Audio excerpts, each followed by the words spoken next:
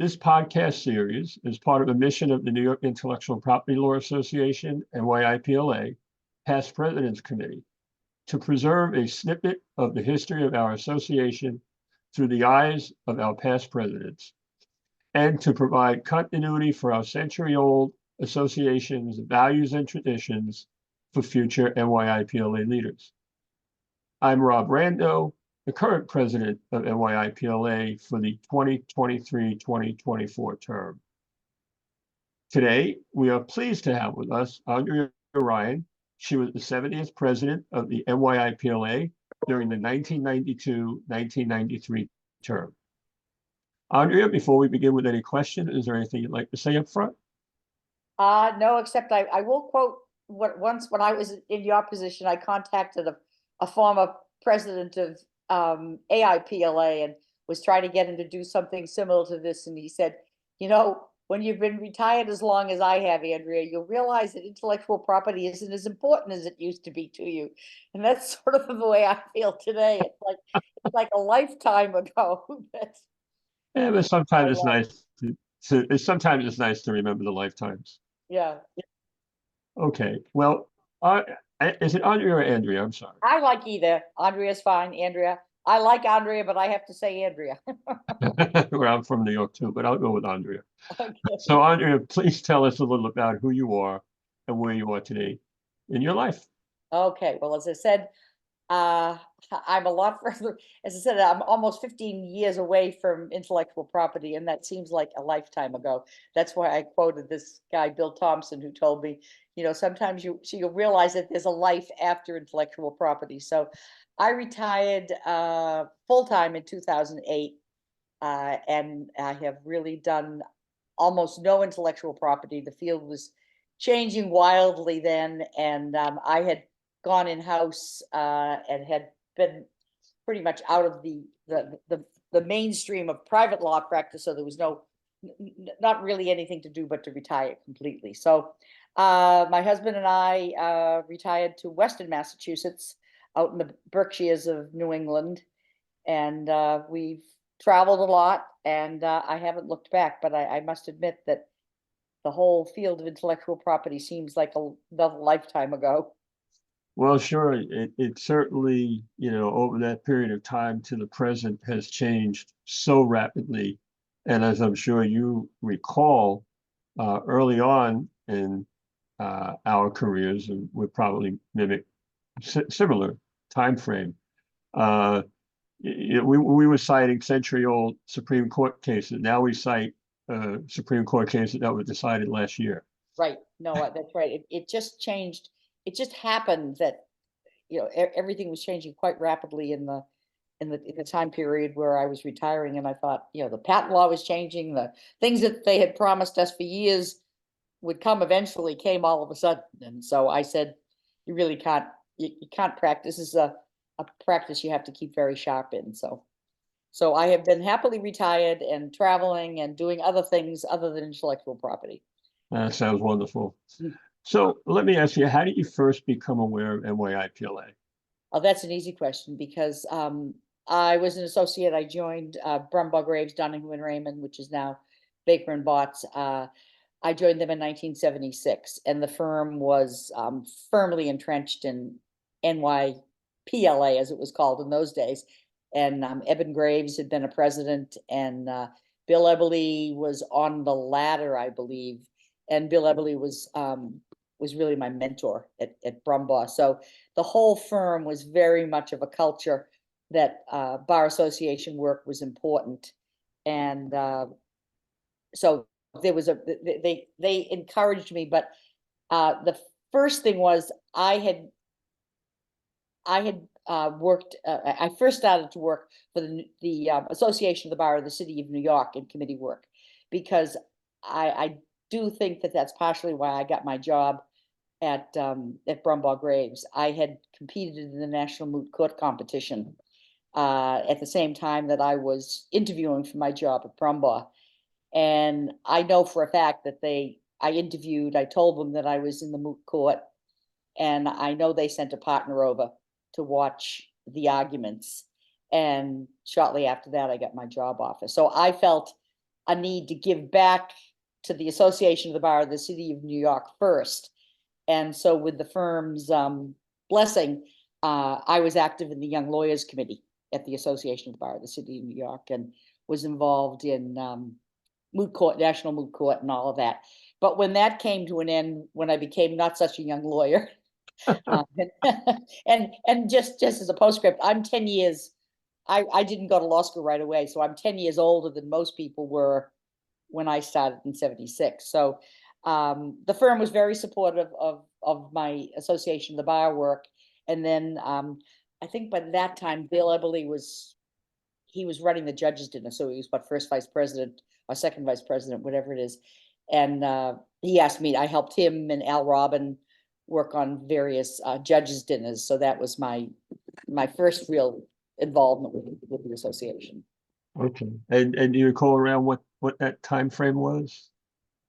You know, it had to have been '76. I became a partner. I tried to do a timeline, and I probably worked at the Association of the Bar until the early '80s. So it must have been that. Well, let's look and see. I've got a list. When was Bill Eberly president? Bill Eberly was president.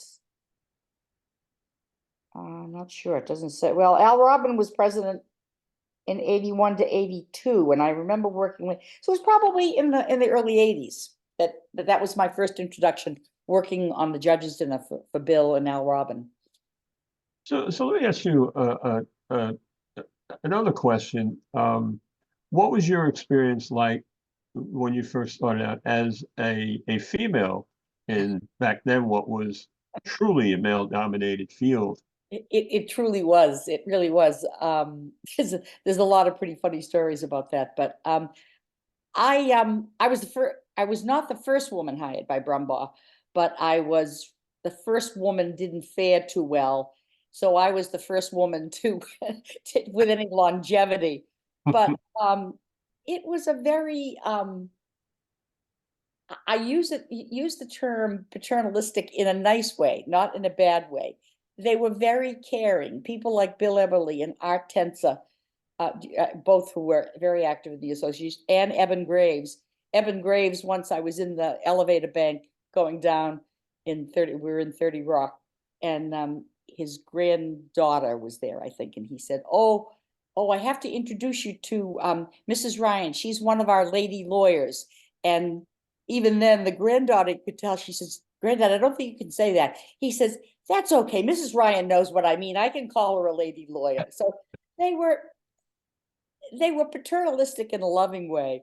And Bill Eberly, God bless it, rest his soul, the day of one of my first judges' dinners, he appeared in my office, and I'm trying to think, he looked very nervous, and I didn't know, and he talked, and what he basically was saying is that this is sort of a rowdy night, and there's a lot of drinking going on, and I suggest you don't have anything to drink until till dinner time. And I'm thinking, what the heck? So I said, thank you very much. And that was then for the rest of the night, Art Tensa, who was a good buddy of Bill Eberly, he kept asking me, how would you, can we take the same train home? Because I think they were afraid I was going to get lost in New York City. So I said to Art, no, that's fine, Art. I can make it home. But I don't remember whether he insisted on taking me to Penn Station. But again, today people would take exception to that. But I took it as being kind and caring, that they were not doing it in a looking down at me or anything. They just were looking at me in a granddaughterly manner. So Sure. I had a very good experience. I never felt, I thought Brumbaugh was very good to me. I was their first woman partner. They celebrated it. I really do think they did. But Yeah. I think our profession was particularly welcoming. I mean, we had Mary Ellen Timbers and I'm trying to think a couple of other people. We had women on the bench at that point in New York. Yeah. So no, I did not find, my sister tells me I was discriminated against and just didn't know it, but I don't think I was. Yeah, well, uh, well, sure. I was about to say, I had an experience myself and didn't know I was being sexually harassed uh, Oh, early on in my career. yeah. Uh, yeah. Um, so let's get back to our discussion here. I think you probably have answered this, but I'll ask it anyway. Um, what inspired you to join the NYIPLA? Well, yeah, I think I did answer it. It was really the firm's dedication. And Sure, in fact, I think I would have been more active earlier, but the Association of the Bar of the City of in New York, I was so convinced was what got me a job at a great law firm. sure. They were so, as a matter of fact, a couple of weeks ago when I heard that Sandra Day O'Connor had died, I said, I got to get home and find my picture with Sandra Day O'Connor. I want to post it on Facebook. When we did one of the final arguments of the National Moot Court, when I was there, Sandra Day O'Connor sat on our last bench, and I have a fabulous picture of Oh, that's a great. very young me and a very young Sandra Day O'Connor at the city bar. So yeah, I think and that just was a natural progression from that to NYIPLA and then to AIPLA. So I was just sort of a bar association junkie. Well, you obviously were giving back to the profession, and that, Yes, and that's what I wanted to do. Yeah. yeah. So, excuse me, early on as a member, what types of activities and roles did you engage in? Well, it's the first thing that was in those days, mammoth was running the judges' dinner. So I helped, as I said, I don't remember the exact chronology, but I can remember going to Al Robbins' office and working with him, and then later with Bill, and it was all run by the law firms. Uh, so that was my earliest involvement. And then I guess through Bill Hubley, I remember quite vividly that Carl Jorda called me on the phone and asked me to join the board. And again, I think it was because people knew I was chair of the Young Lawyers Committee, by the way, at the city bar. So, I mean, that was a pretty big position for a young lawyer.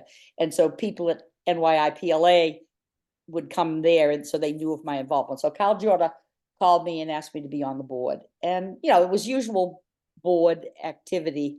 But one thing I do remember, and again, the chronology is a little, I think I was the board member because I think I was on the board before my future partner, Ed Filardi, was on the board. But I went to Ed Filardi had this idea for a seminar program where it was crazy at the time. It turned out to be a great success, where people would speak for like 5 minutes on a topic, and there would be like these bullet presentations.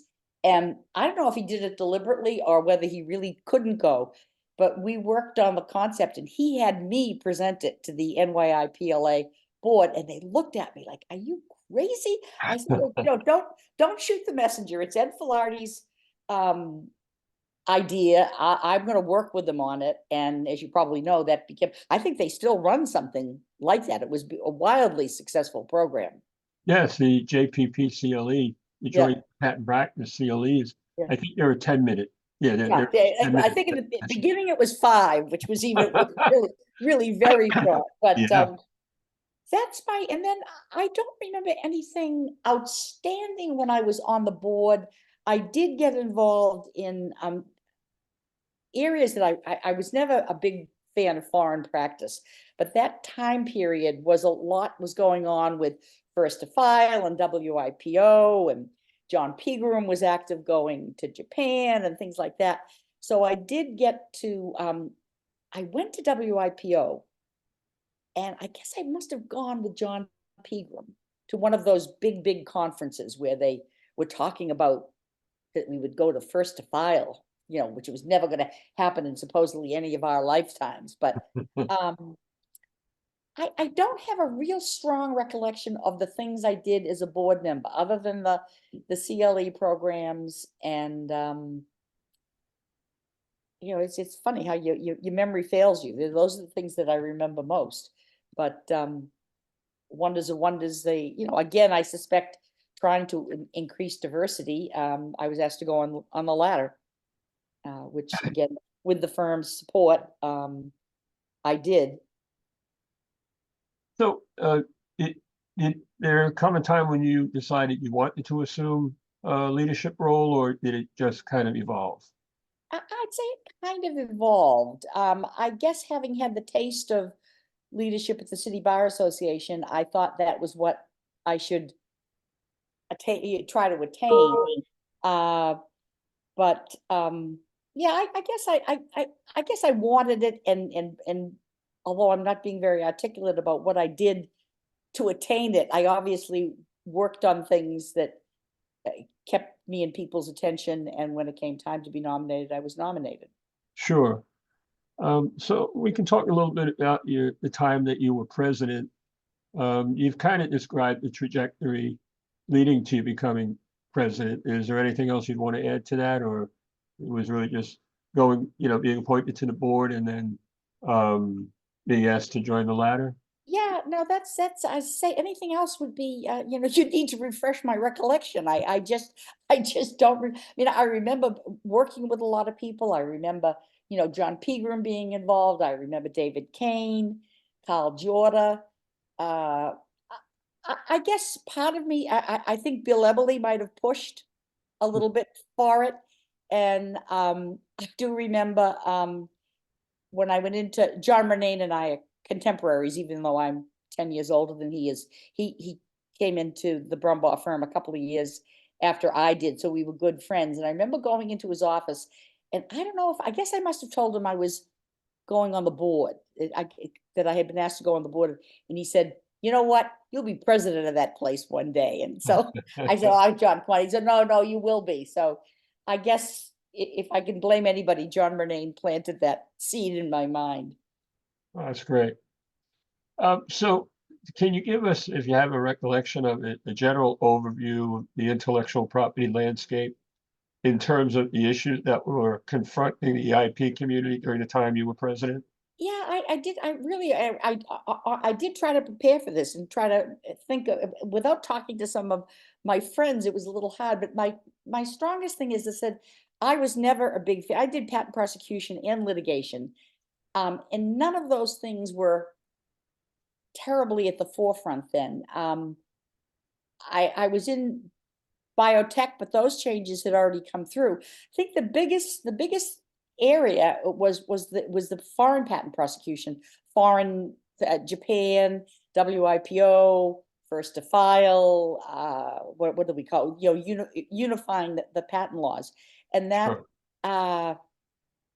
that's something I'm always okay. Let's do that. Let's fix it. We'll do it next week. And it went on and on and on, as you know, for years and years. I remember I did go to WIPO, I think probably another time after I went representing New York. I went with some of the people from AIPLA, and that was again early in my AIPLA career.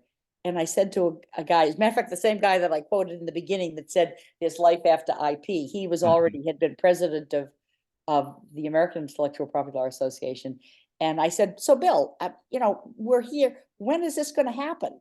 Like next year? He says, not probably in our lifetime is this going to happen. So that was, I'd say it was mainly the international changes, which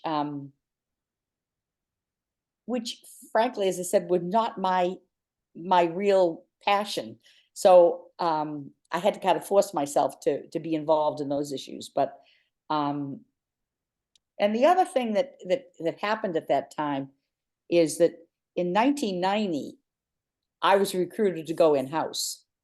So I left New York City. Actually, I had left the Brumbaugh firm, which was again part of the transition that I left the Brumbaugh firm, I guess in 89 with two of my other partners, and we went to White and Case for down the street. But for me, it ended up to be a very short time, because from there, White and Case was just such a big firm compared to the 40 lawyer Brumbaugh firm. I got a phone call one day about a job in-house, and it just came at the right time. And after about 6 months negotiation, I went in-house and became chief patent counsel at Warner Lambert down in New Jersey. So that, but what the reason I give you that background is that's just when I'm going on the ladder of Ah, the New York Association. And I knew that might be an issue, but again, I had asked people that were in corporate practice, what do you do? How do you no longer have a law firm willing to pay you to do bar association work? And they said, you got to negotiate it. If you're interviewing for a job, tell them you want to be involved, tell them that it's something that you need to do, and get the general counsel's buy-in. And I think that was Roger Smith that gave me that advice from IBM. And I did that. And but the really strange thing, as I went in-house in 1990, December of 1990, and there was a big event happening in March of 1991, which I was in charge of. It was the judges' dinner, and I was behind the 8 ball because I was transitioning from private practice to and I told the general counsel, he's, oh, don't worry about it, we'll take care of it. I got people that will take care of that. So finally I think I started at Warner Lambert at the end of November. Judges' dinner's in March. And I explained to them what the judges' dinner is. And they said, are you out of your mind? This is crazy. So the guy that was supposedly going to help me with it said, this is way beyond my pay grade. He said, I've got a friend though who runs conferences and things. Let's see if we can hire him. And that, as you made that was the birth of Michael Isaacs. And I had to go to the board and tell them I wasn't going to run the judges' dinner the old-fashioned way, using associates and slave labor. And that was very controversial. It was sure. it was like a rite of passage. Of course, you have to run the judges' dinner. And I said, I can't, but I've got a commitment from my general counsel so I spent a lot of hours teaching Michael Isaac and his wife what the judges' dinner was about. And I think he stayed with the association for probably 15 years running the judges' dinner. Yeah, quite a while. Quite a while. And that was before RRR came in. Yeah. Yeah, I mean, I'd say it was at least 10, if not 15 years, because I was at Warner Lambert for 10 years. And he was there every time I would go to a dinner, and he got expensive, but I think that was probably the biggest thing I did as on my time in the ladder or in the present, was that I switched us from the law firm expensive associate time to paying an outside consultant. So Interesting. So, I started practice in '89. And I too was an engineer before I, went to law school in the evening. And my memory of that time was twofold. One was that was around the time that, Big Law was recruiting attorneys to start doing, patent practice. And coincidentally, patent damages were exploding. Yep, that is right. Yep. Yeah. So yeah, you're probably a better judge of that because you were just starting out, and damages and it's I don't remember cases or anything at that time, but yeah, no, I do recall a partner at one of the firms. I started at Skadden, then I went over to Kenyon. I remember a partner. You started at Skadden. Well, that's at the very beginning. Skadden was one of the first people to do. That's what White and Case was following. So wow, Yes, that's you were right. part of their early IP group. Exactly. The funny thing is, Ed Filardi and Bob Smith, who were the two people that left the Brumbaugh firm with me, they went to Skadden after right. I left White and Case, left them on their own. They ultimately left White and Case and went to Skadden. So. Yeah, no, I know. And years after that, I was appointed as a special master on a case that Ed Filardi had been appointed on a special master with other parties. So, Yeah. But I digress. So, and again, I think you probably have described this already, but can you describe any other various tasks and responsibilities you were charged with during your term as president? I'm sure back then having to handle the dinner was all consuming, and then the effort to bring on outside management, I'm sure was monumental. That was, I mean, because it was I so didn't want to be, the first woman and the first person to say, it was like not Oh, passing the bar exam or something. yeah, yeah, yeah. So that was a big deal, and but everybody accepted it. Oh, and the other thing, I think the association changed its name during my tenure. Um, Yeah, did we change? it may have happened back then. Yeah, you I may don't be think we correct. did, because again, that was very controversial among the difference between the old school and the younger school. And I think I certainly was on the board. I may not have been president, but that was a big deal because people were making the switch from not being, just as my father used to say, I thought you were a patent lawyer. And I said, well, yeah, now we call ourselves IP lawyers. But Yeah. so that was, I think I can claim that. But oh, the other thing that we did, I'm just looking at my notes. We did a lot of committee reform, which probably is always, maybe it goes in cycles, but committee participation wasn't as good as it could have been. And I know, I can remember Bill Galbraith came after me, and he picked up, it didn't get done right away. We sort of started on a new committee structure, and I haven't looked at your committee structure now, so I don't know what it is, but we did do a lot of work on trying to get more lawyers involved. And so that all the work wasn't being done by the board, and that the committees had more ownership and did projects, Yeah. which in the late 80s, I don't think was the case. I don't think the committees were very active. Yeah, and that's always a difficult thing with bar associations. Yeah. I always like to refer to it as, and I don't take credit for this. I forget who I got it from, but anyway, the STP problem, same 10 people. Yes, oh, it's, yeah, and that was very much the case. Uh, and I think it started with me maybe as first vice president and president, and I know it continued because who came right after me? Let's see. Yeah, Bill Galbraith came right after me. I can remember meeting with Bill Galbraith, and Peter Saxon was in front of me. I had forgotten that. But yeah, I mean, one of the things that I look at, and it was my own personal gain rather than is the people I met, the quality of the lawyers, and the people that I met. And I didn't realize, had I stayed in private practice, it probably wouldn't have made as much of a difference, other than the fact that you know who to respect and who to trust. But going in house in 1990 was nothing I had ever planned. And I thought, how the heck do I maneuver this?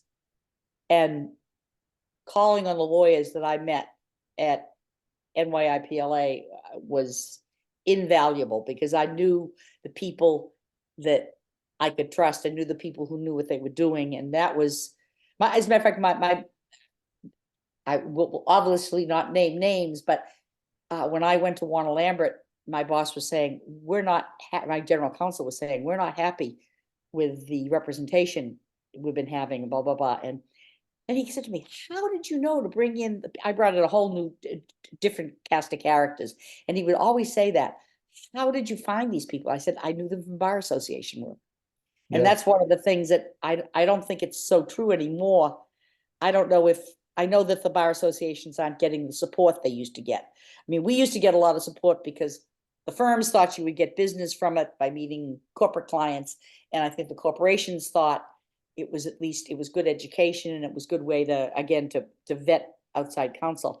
I have a sense that's not so much the case anymore, and you don't get as much support. But in those days, there was a lot of support for yeah, bar it association. varies, and I will say, I've had experience in several bar associations, and by far the collegiality still exists in That's it. Yeah. NYPLA, that sets it apart, as far as I'm concerned, from other bar associations. Um, and is the real value, one of the real values.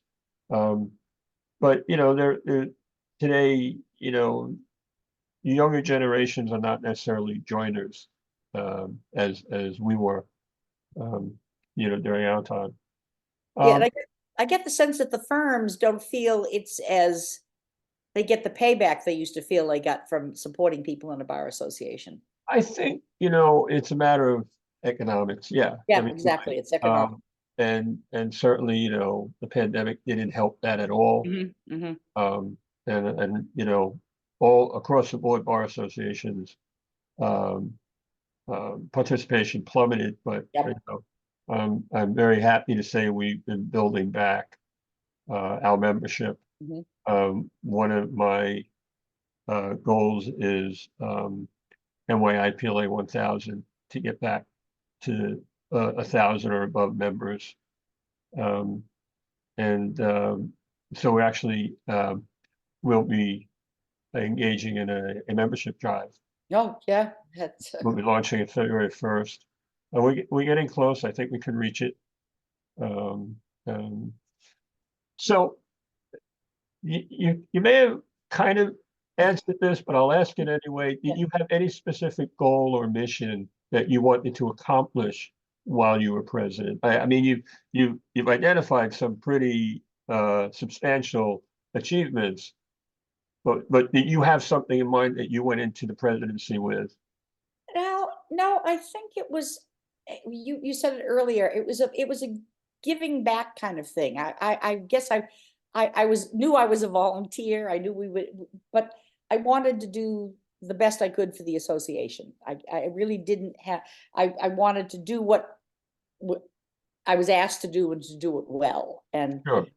hopefully I did that. And as I said, it led, there was kind of a, I certainly wouldn't say that I did the work at the New York Association thinking it would lead to AIPLA, but it very seamlessly did. I mean, when I finished doing everything I could do really in the New York Association and became a past president, it was just sort of there. Well, okay, why don't you come down to Washington and continue doing what you're doing? So I don't think I really had any specific goal other than to do the best I could and keep it was no longer firm pride. I mean, before it was the Eben Graves, the Brumbaugh legacy. The corporation had no vested interest in my succeeding at the New York Association, but they all came, my general counsel and everybody on his staff, all the department heads came to the judges dinner of the year. I was president and gave the infamous address, and that was before the one clap and all that. I wish you luck with that in March, but I think that gave me a great deal of pride because I think they were really, my God, this is a big association. That was in the days when we had TV rooms in the judges' dinner. Yes. Yeah. So I recall that. Yeah. Yeah. So is there any accomplishment or anything that stands out as a proudest moment or fondest memory? My fondest memory is the people. It was just, I said, the people and the mentoring I received. I met Roger Smith was on the board, I think when I was on the ladder, and Roger Smith was obviously he was at IBM, and it was Roger Smith that kind of pushed me towards AIPLA, because it was like, he said to me one day, he said, I don't know, I was walking somewhere. He said, "Oh, come over and have a drink." And he said, "I think you should continue this bar association stuff." And it was like, Lord, I just finished one thing. But no, the people, I just go through, like, and so many of them are gone. Ed Vasala, well, Ed Filardi was my partner, so and John Renane, but those were people that meant something to me and really, it sounds selfish, but it enhanced my career. I'm not sure I did so much for the IP system. I mean, there are people who can claim, they were part of the first to file and they got legislation in and this and that. I think I gained more than anybody else, just in self-improvement and growing as an individual. And that's what I think I'm proudest about, is that we did a good job and we made it through, and that was that. Oh, yeah, as I often, tell younger practitioners, junior practitioners, that one of the many benefits that you can derive from being a member is how it enhances your career development, and it truly does. Yeah, no, it definitely, and that's what I'm afraid I've heard. That's why I brought up the change in bar association work is that doesn't seem to be appreciated. It was the best way to keep at the forefront so you knew what was going on. If a client came in and you knew that, patent reform was going on, you knew what was going on in the Congress, you were writing amicus, I I don't think I ever did write an amicus brief myself, but you were reviewing amicus briefs and so it kept you very current and up to date. Absolutely. So you've already identified a couple of really challenging issues that you confronted, and I'm pretty sure I can anticipate your answer, but I'll ask you anyway. What was your greatest challenge during your presidency? I during my I mean, I still think about the judges' dinner as being but that wasn't Sure. my presidency. That was first vice president. It was just I really can't answer that. I don't know. I don't know what my greatest challenge was. It was maybe, well, it was doing it through as a being an in-house corporate lawyer now with not much understanding what was going on. I did have to sort of fight for, okay, I have to go once a month into New York City. You'll get me a car. I'll do this. And they would, I mean, Warner Lambert was extremely supportive. They paid a lot of money towards supporting my position. So That's great. That's great. So what advice can you give our younger or newer members of NYIPLA if they aspire to assume a leadership role or to one day maybe even become president of NYIPLA? I think that's what I said, volunteer and do a good job. Yeah. Volunteer to, um, And akin to that, what advice can you give them to derive the most benefit from their membership in NYIPLA? again, I think be active. They take care of the CLE is what keeps you current, and you should always know what's going on. And I mean, that was one of the things that I benefited from. Uh, can I pause 1 second or Sure. yeah, just let. I want the keys to the brown car. They don't have to be in the, Hold on 1 second.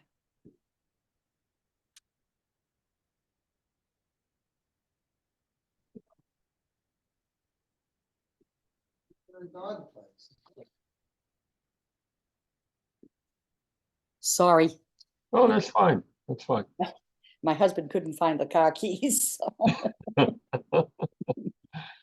Oh, hope I you know. can edit that out. Yeah, I know those issues. All right, so we're about to wrap up. Do you have any final thoughts? I'm just looking at my notes. No, yeah, I mean, when you talk about what would encourage people to join, I mean, I'm sure you maybe have the same experience. I just think the friendships that I formed, the people who I think of not every day, but often, some of them are still around, some of them aren't, but there were so many people that influenced, and it does sound like I'm being rather egocentric about it, but maybe that comes from age. I don't remember the things I did for the greater good. I remember what what the association did for me, but I just feel that it did a lot for me. And I mean, even as a in-house counsel, I felt that when we were confronted with a problem, I always knew where to go. I could pick up the phone and find out the best answer right away, call up one of the lawyers I knew, or if I didn't know the answer, they knew the answer. And it's a great learning experience, and I hope it continues. I Yeah, know NYPLA is fighting the same battle. well, look, it's not egocentric, and it certainly, served the purpose of my desire to do these interviews is to, pass along to the newer generations, future generations, of members of NYIPLA the benefits that can be derived from it. So, you know, that serves this purpose well. And, you know, you don't have to feel that way at all. I mean, you gave a lot as well. I mean, No, so- yeah, well, and received a lot in return, which I Sure. am always grateful for. Andrea, this has really truly been a pleasure.